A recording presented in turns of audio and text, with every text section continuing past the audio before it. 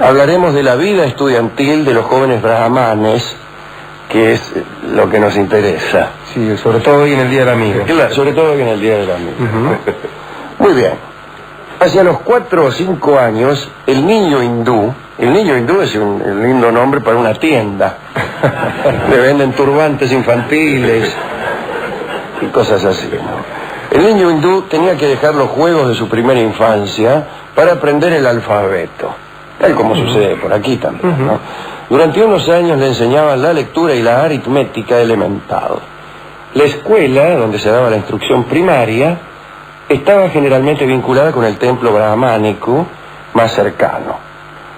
Más cercano es un inciso superfluo.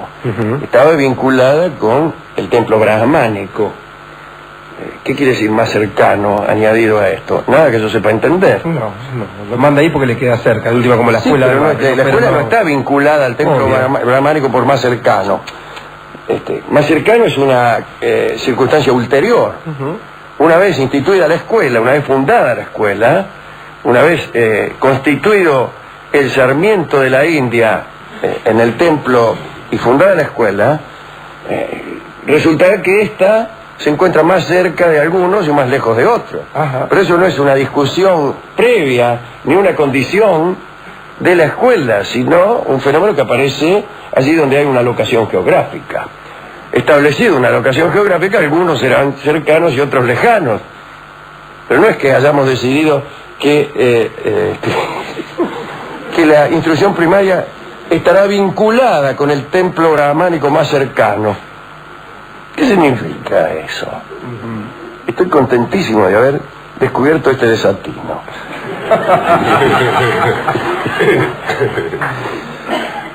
El caso es que la escuela ocupaba una casa que encerraba un patio interior lleno de papagayos y monos que no vinieran a instruirse.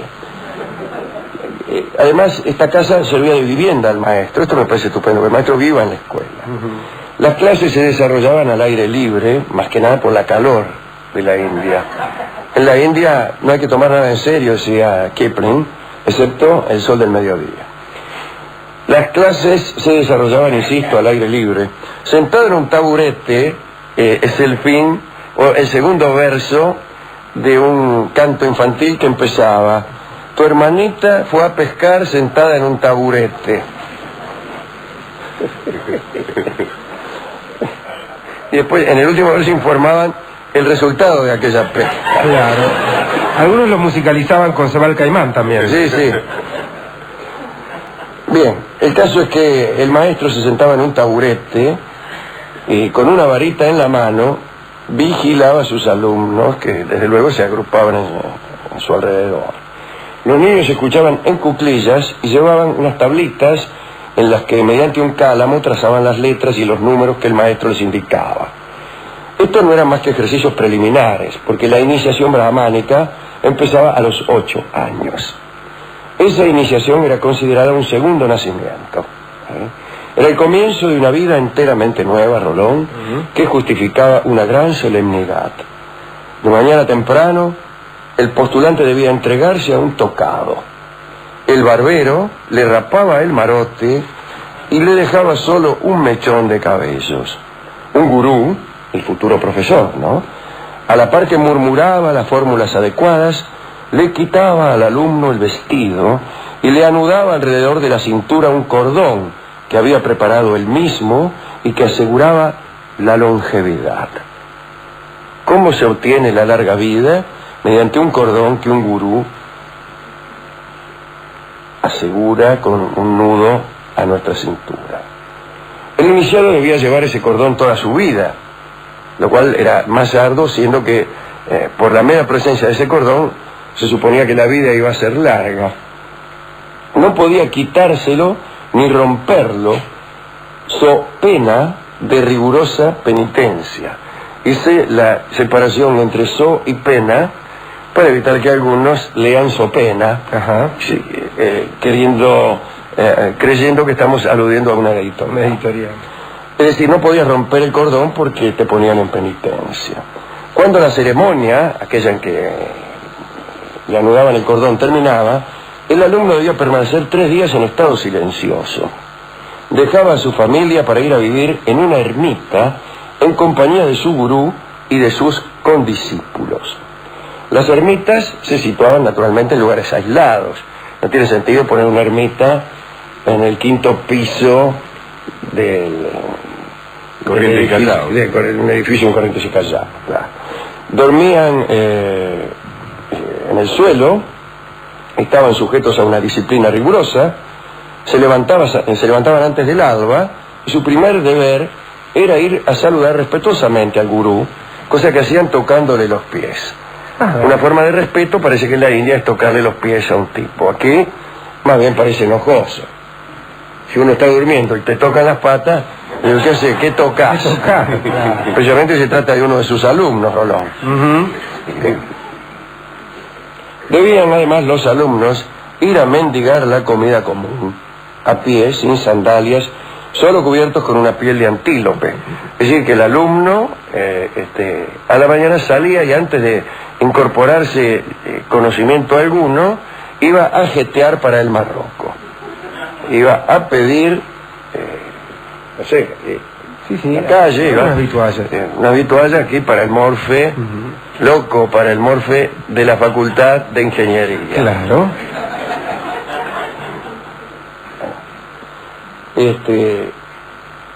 Acostumbraban a los alumnos a endurecerse, ¿eh? No se ponían abrigo cuando llovía, y salvo las abluciones rituales, no se enjuagaban, jamás, el cuerpo. La mayor parte del día, desde luego, se reservaba al estudio. Los ejercicios no solo consistían en recitar las fórmulas sagradas, sino también en retener la respiración, o aspirar y expirar por un solo orificio nasal. Es muy difícil, ¿eh? O sea, sin ayuda de externa. Pero, sí, claro, sin tapárselo con un dedo. Claro. No, el asunto era respirar por un solo agujero y sin tapárselo con el dedo.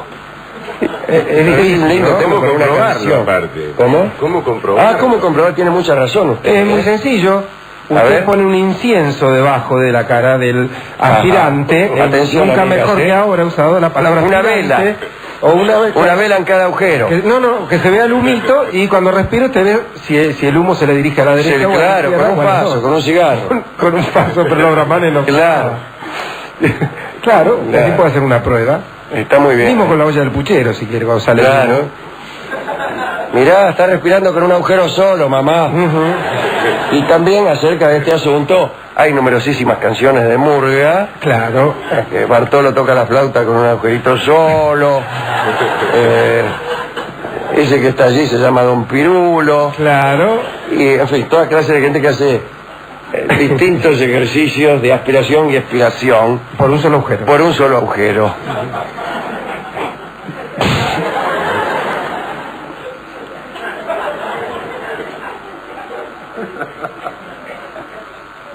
Durante horas, cada día, el gurú reunía a sus alumnos. El método que empleaba consistía en hacerles repetir correctamente, después de él, palabra por palabra, pasajes enteros de los textos sagrados. Para estar seguro de la perfección de su memoria, el gurú utilizaba métodos mnemotécnicos poco ortodoxos. Por ejemplo, una pateadura, aquel que se olvidaba una palabra.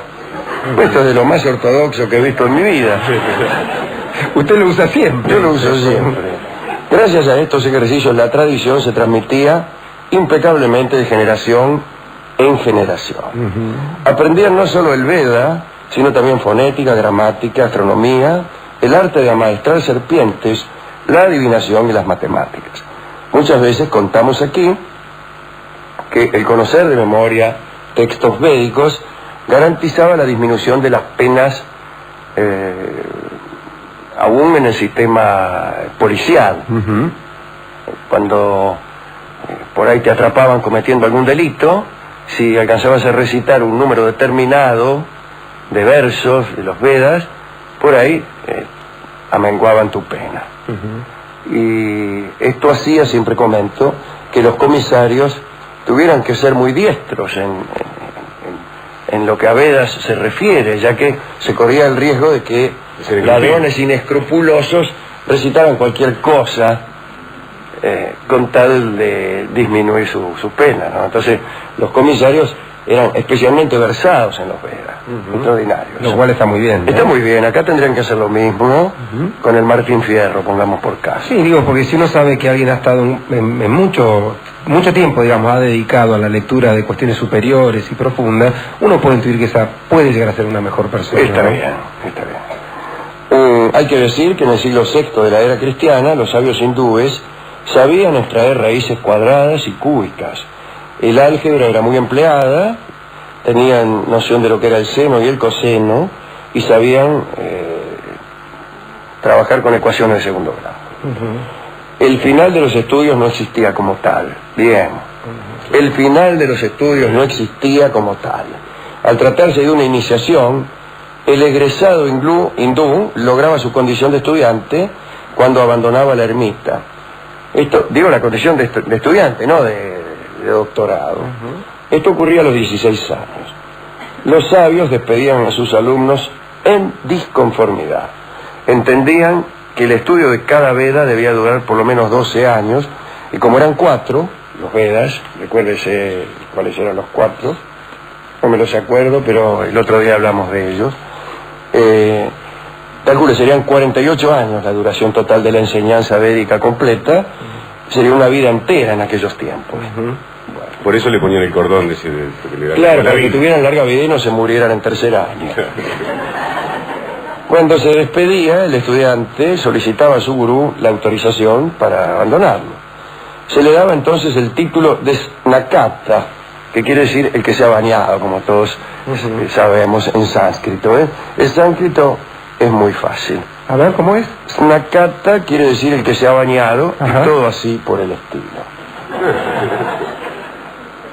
Le decían así porque el joven, al terminar su estudio, tomaba un baño, le cortaban los cabellos, la barba, los vellos del cuerpo, las uñas, y entregaban estos recortes a una persona bien intencionada hacia el joven, ¿no?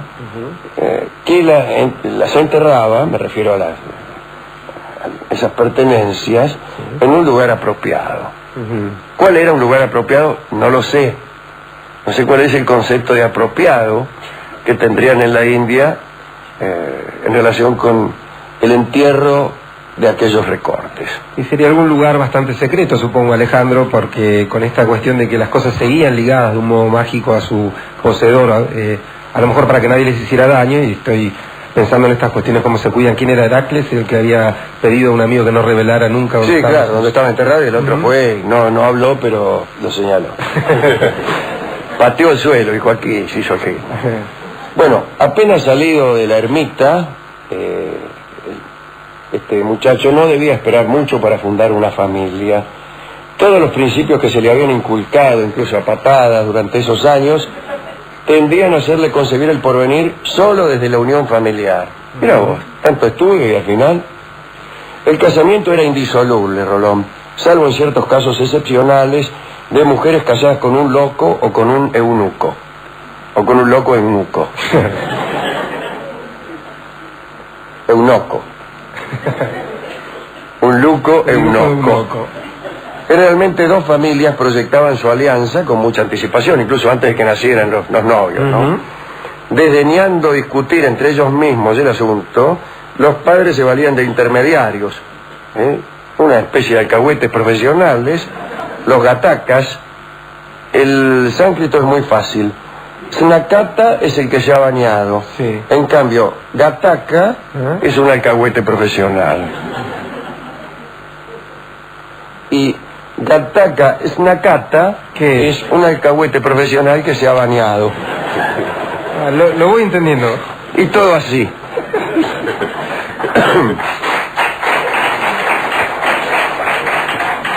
Bien. Estos alcahuetes se enteraban de las virtudes o defectos de los novios, ¿no? Mientras los gatakas seguían manteniendo el trato entre las dos familias, se confiaba a los astrólogos el cuidado de estudiar los horóscopos de ambos jóvenes, así como una especie de ficha personal descriptiva para fijar la fecha del casamiento. Como última instancia, el novio sometía a un examen a su futura esposa. Según parece, Era infalible este examen astrológico para conocer qué porvenir le esperaba. No astrológico, sino mágico. Porque el novio mandaba preparar 8 bolitas de tierra, tomadas en 8 terrenos diferentes. Y le rogaba a su prometida que eligiera una pelotita al azar. Agarra una. Agarra una sola, dice. Según la que ella elegía, el novio sabía sin lugar a dudas el futuro. Sabía si su novia iba a ser rica o viajera, o, por ejemplo, si tomaba tierra tomada en un cementerio, quería decir que ella asesinaría al marido. Bueno, será cosa de no mostrarle tierra del cementerio. Finalmente, hecho el acuerdo, el muchacho hacía el pedido oficial al suegro, y el suegro decía sí, empezaban ya los ceremonias para el casorio. El marido se acercaba a su mujer, esto ya en el casamiento me imagino, que estaba sentada en el ángulo sudeste de una alfombra. ¿Cuál es el ángulo sudeste de una alfombra? Depende de cómo uno ponga la alfombra. Si la alfombra per se no tiene ángulo sudeste, claro, sino después que la instalamos. Y ahí se sabrá cuál es el ángulo de la alfombra que coincide con el sudeste, ya que el sudeste es fijo y la alfombra no. Es el segundo descubrimiento que hacemos hoy. No está mal. Este es un poco peor que el otro. Entonces, el marido de pie le tomaba la mano derecha, le ponía la mano derecha entre las suyas. Entre las manos de él. Los espectadores, que están aquí en el Bauen, prestaban mucha atención a ese momento. No hacía como se ve, observando algunos de ellos que se encuentran en el quinto sueño, y que espero que verifiquen el sexto fuera de este ámbito. Bien,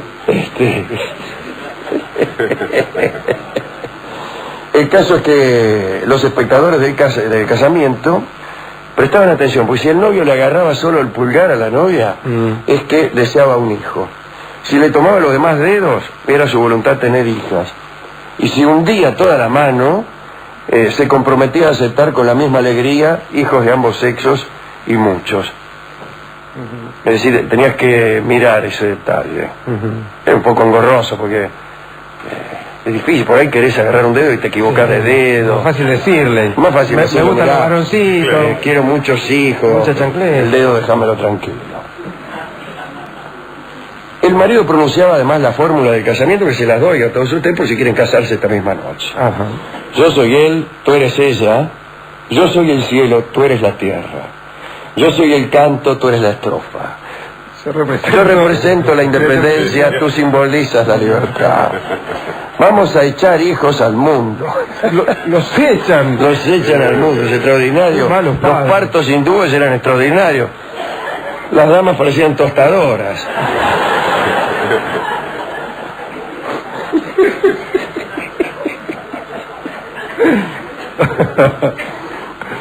Bueno. Luego debían tomar un alimento, ni amargo ni salado. A ver, ejemplo, vamos a adivinar. Bueno, ni amargo ni salado, algo dulce. Claro, una mandarina. Generalmente arroz servido con cuajada. El arroz servido con cuajada, no sé si es amargo o salado, pero es asqueroso. Y bueno, es el matrimonio, Dolina, no con las cosas. El joven tocaba primero los alimentos con la mano derecha y después comía. Las sobras se las daba a su nueva esposa. Mire un poco, Ya le mostraba quién era quién en esa unión. Ahora, a ver si me entendés. Si fuera la mina me las voy tomando ya, Para terminar, digamos que la noche nupcial tenía su particularidad. 3 noches, la noche nupcial eran 4 en realidad. 3 noches seguidas dormían juntos, acostados en el suelo y sin consumar el acto del matrimonio. El cuarto día, la joven desataba de su muñeca derecha un lazo amarillo que su madre le había puesto, que era la última amarra que aún la unía a su familia. Desatado el lazo amarillo, se entregaban al amor. Incluso cuando uno en la India le dice a una mina, desatate el lazo amarillo, y más si enfatiza este inciso, enarcando las cejas y bajándose los pantalones, es porque desea tener comercio carnal con ella.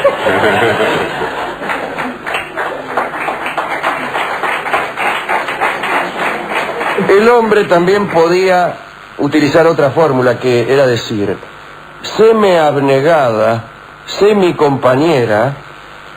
Es mucho mejor que aquella. No he visto nunca uno de esos tipos que andan por la calle diciendo: séme abnegada. En mi boca se derrite la miel de abeja y en mi piel habita la concordia. Supongo que no lo dirían con este tono. Entonces eran verdaderamente marido y mujer. Es decir, cuando usted, señorita, iba por las calles de Calcuta y oía que alguien le decía: en mi boca se derrite la miel de abeja y en mi piel habita la concordia, ¿me entendés lo que te digo? Pues ya sabía a qué atenerse. ¿Cuáles eran las intenciones? Bueno, durante 10 días no salían de la casa, después de estos 4, ¿no? La muchacha debía quedar rápidamente embarazada. Bueno, no tenía más remedio, digamos. Al cabo de este periodo, la vida cotidiana tomaba su ritmo normal, que no sé cuál sería. ¿Cuál sería, no? ¿Cuál sería? Yo supongo que debía ser no muy conveniente para las damas. Bueno, esto es lo que teníamos que decir de la vida estudiantil, de la finalización de esa vida y del comienzo de otra, que es la vida matrimonial del joven estudiante, ¿no es cierto? ¿A quién quiere dedicarle esto, Rolón? Bueno, Alejandro, siendo que estamos hablando de la India y de los brahmanes, que como se sabe es la casta superior, la casta dirigente, digo, parece una buena cosa esto de que aquellas personas que van a dirigir una nación sean tan educadas, formadas con tanta responsabilidad, tengan que estudiar tanto. Y en ese sentido parece algo bueno, ¿no? Pero me quedé con su primer descubrimiento, y esto de la cercanía o lejanía de los lugares de educación, y quiero dedicárselos a aquellas personas que han acercado los lugares de educación a las clases que no eran los brahmanes, digamos, aquellos sudras que en todos los países hay, y que pasa por la cercanía, digamos, ya no geográfica, sino por el derecho o no derecho a la educación, y hay gente que ha hecho bastante para que la educación estuviera más cerca de todos. En ese sentido, a esas personas va la dedicatoria. Usted sabe que yo estaba leyendo anoche un libro que después le voy a comentar más ampliamente, que comienza con unas citas de Thomas Hobbes y de Spinoza, y aún de Platón, acerca del filósofo como gobernante. Usted sabe que Platón deseaba que el gobernante fuera filósofo. Pero inmediatamente viene otro asunto. Y es esta pregunta clásica, que es, las cosas, ciertas cosas, las cosas sagradas, ¿son sagradas porque Dios las quiere o Dios las quiere porque son sagradas? Y esto se puede aplicar al gobierno. Las medidas de un gobernante sabio son buenas porque el gobernante es sabio, o el gobernante es sabio porque las toma. Lo que hay aquí son dos posturas. Según la postura platónica, es deseable que el gobernante sea filósofo, y hasta ahí podemos estar todos de acuerdo. Pero el asunto es de dónde le viene su poder. Platón dice que le viene de su competencia, que el filósofo debe ser gobernante porque él sabe cuáles son las medidas buenas y cuáles las malas. Y entonces esa sabiduría lo hace acreedor al poder. Hobbes y Spinoza especialmente dicen que no, que el poder no viene de la competencia, porque no hay cosas buenas ni cosas malas primero, sino cosas que a unos les parecen buenas y a otros les parecen malas. Pero aunque las hubiere, el filósofo podría llegar solamente a gobernar, no en virtud de su competencia, sino en virtud de la voluntad de los gobernados. Es decir, una cosa es la voluntad del que gobierna como fuente de poder, y otra es la competencia, la sabiduría como fuente de poder. Y yo creo que están en lo cierto Spinoza y Hobbes, que también desean que un filósofo sea príncipe, pero desean que lo sea por provenir su poder de una elección, porque el pueblo los ha elegido, no por su competencia. Y debemos recordar este asunto,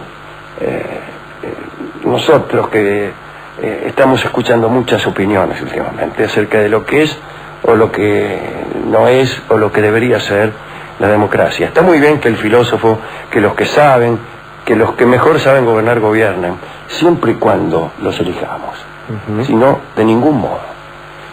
Y en ese sentido, Alejandro, también retoma su importancia la cuestión de la educación, ¿no? Digo, un pueblo mejor instruido a lo mejor tendrá más posibilidades de elegir. Exactamente, eso es lo que decían Spinoza y Hobbes. Hobbes, especialmente, que todos creen que es un hombre que describe al Estado como Leviatán, bueno, fenómeno, es verdad. Pero él dice, el asunto, habrá mayor probabilidad de que un filósofo gobierne si todos estudiamos mucha filosofía. Pensando en la educación, me acuerdo en Francia, por ejemplo, si usted está en cuarto año de abogacía, tiene la opción de seguir la carrera liberal como abogado o de seguir la carrera un año más para ser oficial de policía. Con lo cual se aseguran de que los oficiales de policía conocen perfectamente la ley. Conozcan perfectamente la ley, por ejemplo. Pero, insisto, más allá de esa competencia que es directa, claro, en el caso del hospital de policía, del oficial de policía, porque es un cargo no electivo, sí, pero el príncipe sí debe buscar su poder en el pueblo. Y si es filósofo, mejor, pero si no lo es, vale el poder que la elección le ha conferido. Y si es filósofo y no lo eligen, no. Así que pues yo podría dedicárselo entonces a los filósofos que ocasionalmente, una vez cada tanto, son elegidos. Bien, pero hay mucha tela para cortar, porque se ha dicho mucho acerca de la necesidad de que un filósofo gobierne. Por ahí el que gobierna es otra cosa. Pero digo, como en el amor suceden estas cosas que el lugar y la valía la da el otro cuando lo elige. Vamos a amueblar esta charla acerca de la vida estudiantil en la India, que es estupenda. A mí me gustó. ¿Qué parte le gustó más? Cuando le daban la viaba, no. No. Usted sabe, yo estoy en contra de esas cosas. A mí me gustó que se quejaban los sabios cuando ellos egresaban. Ah, sí, se quejaban, casi no los dejaban. A mí me gustó cuando iban a manguear. Iban a manguear sándwiches. Extraordinario, antes de empezar las clases, primera y segunda hora, a manguear. Sí. Yo no estoy bien comido. Cuando volvían con los sándwiches, ahí empezábamos a estudiar en serio. Bueno, ya que hemos hablado de estudiantes, escucharemos la preciosa habanera que se llama Estudiante, en la voz de Carlos Gardel. Adelante.